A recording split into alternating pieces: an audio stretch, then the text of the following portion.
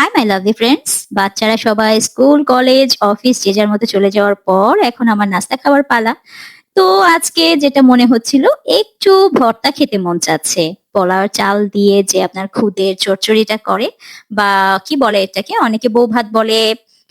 সেই খুদের ভাতটা দিয়ে একটু ভর্তা খাবো, তাই ভাবলাম আপনাদের সঙ্গে একটু গল্প করতে করতে ভর্তাটা বানিয়ে নিই। বানিয়ে তারপরে ভর্তা দিয়ে ভাত খেয়ে তারপরে বাকি সমস্ত কাজে লেগে পড়বো। তো ভর্তা বানাতে বানাতে হঠাৎ মনে হলো যে পাটার মধ্যে বেটে কিন্তু লাস্টলি পাটা মোছা ভাতটা আমরা মোটামুটি প্রায় সবাই আমার জানা মতে খুব বেশি লাইক করি, যারা আমরা ভর্তা লাভার আছি আর কি। তো সেদিন একটা আপুকে দেখলাম এভাবে পাটায় করে ভাত খাচ্ছিলেন, দেখে আমার ভীষণ কনসেপ্টটা ভালো লেগেছে। তো ভাবলাম খাই তো আমরা। ওকে, আজকে তাহলে আমি পাটার মধ্যে যখন মুছে ভাতটা খাবো, তখন আপনাদেরকে সঙ্গে নিয়েই খাবো। তো এই তো আমার ভর্তা বানানো হয়ে গিয়েছে, ভর্তা খাবো।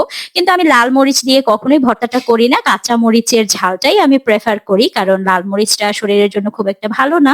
কাঁচা মরিচটার ঝালটা কিন্তু আপনারা চাইলে অবশ্যই কাঁচা মরিচের ভর্তাটা খেতে পারেন, সেটা একটু স্বাস্থ্যের জন্য কম হার্মফুল হবে।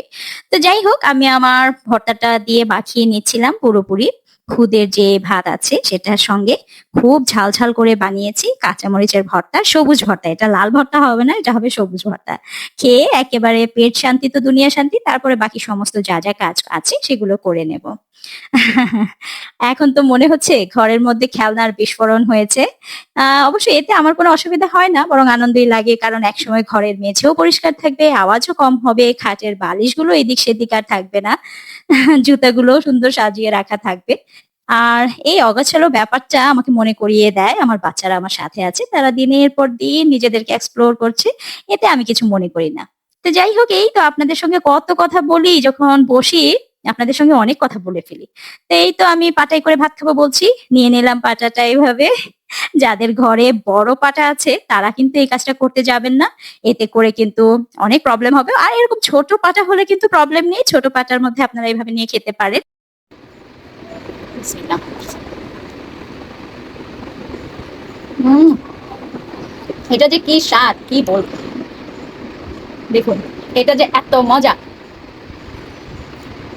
আসলে যারা যারা আমরা ভর্তা লাভার আছি, শুধু আমরাই বুঝতে পারবো, এটা অতটা ভারীও না। ওফ, কি বলবো।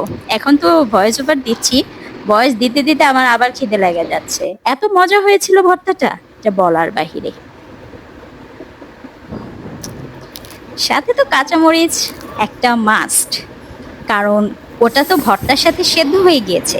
কাঁচামরিচের যে একটা ঝাঁঝালো ব্যাপার, ঝাল, ওফ কি বলবো, মানে ঝালও লাগছিল মজাও লাগছিল, সেই রকম একটা ব্যাপার। যারা যারা আমরা ভর্তা লাভার আছি আমরা কিন্তু এই ব্যাপারটা রিলেট করতে পারবো। তো যাই হোক, আপনাদেরকে সবার সাথে গল্প করতে করতে আমার সেই খাওয়া স্বাদ। কিন্তু মোটামুটি ডান। ওহ, লাস্টলি এটা না খেলে পুরাই মিস। ওকে, আল্লাহ হাফেজ। খেতে খেতে চলে যাচ্ছে, দেখা হবে পরবর্তী ভিডিওতে।